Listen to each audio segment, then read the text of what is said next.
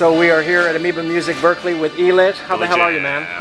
Pretty good, man. I just went to be going to crazy shows in the last week. Went to see Aesop Rock at the Fillmore with the Open Mike Eagle in Edison and a bunch of my buddies. Then I went to see Astronautilus last night, so it's kind of been a nuts week. And good shows. Yes, good shows. Especially Astronautilus is an amazing live performer. I just have to say, put that on record once again. Ever get a chance to see one of his shows, take it. And you know, when you think about it, living in the Bay Area as a hip-hop fan, it's a good place to be, isn't it? Yes, very good place. Yeah. Wouldn't have it any other way. So, New York's great too, but you don't get the nice weather. So. Yeah, but there's some places where they don't get as many shows. Yeah. So anyway, so what we got here? Yeah, we better get right into this because this is the biggest release date for hip-hop titles in a while.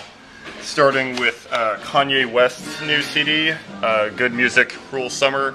It's actually kind of a compilation thing from his label, but you know, it features lots of songs with Kanye. It's Pusha T, 2 Chainz, Big Sean, all those dudes.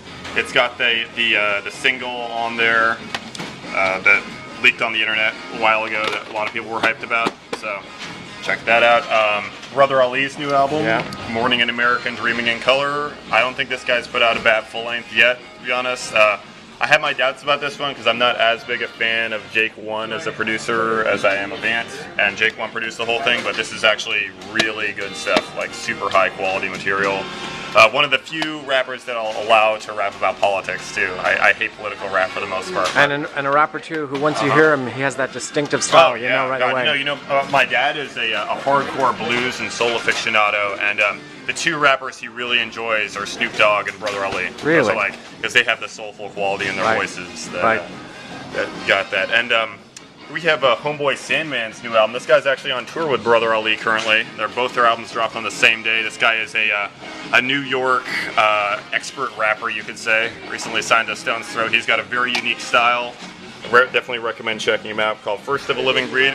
Wanted to give you props, by the way, Billy Jam. Your name is very high on his list of thank yous on here. Oh, cool. So yeah, I look forward to see what you think. I'm in one of his videos too. Yeah, yeah, no, he's a really nice dude and pretty great rapper too, as far as like cadences and styles and interesting topics go. He's got like a song about the Illuminati on here, song for the kids, like some sort of romantic stuff. Yeah, on I there would that's rate him pretty as cool. among my top 5 current day MCs. Yeah, he's definitely got some cool styles, you know what I mean? Wax Taylor recently put out something new. I don't know if you heard of this guy, but he's been I've heard the whole album, actually. He's been getting a lot of buzz recently. He's like a French producer. I reviewed this for Calix. It's very much in the vein of RJD2. If you like RJD2's last few albums, you'll probably dig this one a lot.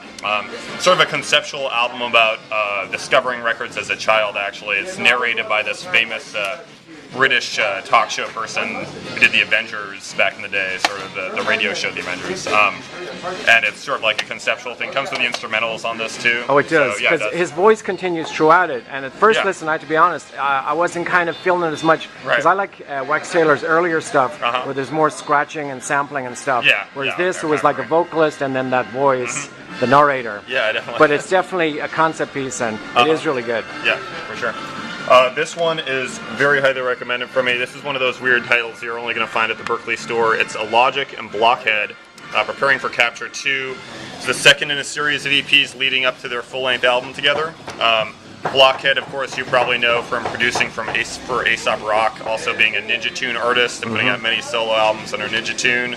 Logic has also been around the block quite a few times. He's a Columbus, Ohio rapper who's been doing it since like 2000 or so with Blueprint out of there, sort of like this actually has a great song with Open Mike Eagle on it too. It's always got some good guests on there, and Open Mike Eagle's all dropping lines about Robert England and stuff like that, so it's pretty cool. I liked it a lot. Fabius Beck has a new one too. I don't know if we touched upon this one last time. We mentioned it last week. Yeah, okay, cool. Yeah, this is like some cool like electronic, kind of little dubstep-y stuff. Very dope. Worth checking. And DJ Shadow has something new too here. This is actually older stuff from him. It's like transmissions from 1992 to 1996. This is when he was first developing his style, leading up to introducing, I guess you could say. Right. So, so if you want to hear what his early like sampling work sounds like, definitely check this out. But as far as electronic releases go, I really have to give it up for Gaslamp Killer's full length. This has been kind of a long time coming, and I'm a very big fan of it. So you filed that under electronic before under hip hop? Yeah, probably.